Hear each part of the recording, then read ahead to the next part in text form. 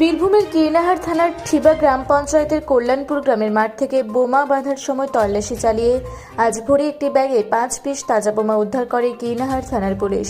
Police সূত্রে খবর, এলাকায় বোম বাঁধার কাজ চলছিল। সেই খবর পাওয়ার পর পুলিশ গেলে দুষ্কৃতীরা পালিয়ে যায়।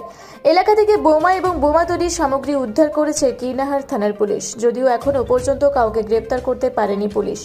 অভিযুক্তদের খোঁজে তল্লাশি চালানো হচ্ছে। গ্রামে এলাকায় পুলিশ মোতায়েন করা হয়েছে। বীরভূমে একের পর এক বোমা উদ্ধারে প্রশ্ন উঠছে, এত বোমা আসছে কোথা থেকে?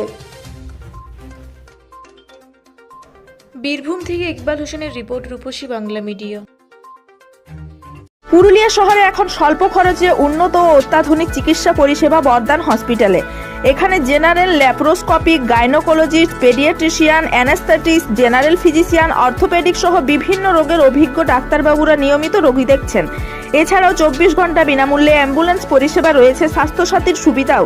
যোগাযোগ করুন বর্দান হসপিটাল, রাঁচি রোড, সৈনিক স্কুলের নিকটে। মোবাইল নাম্বার 8918968624 এই নাম্বারে।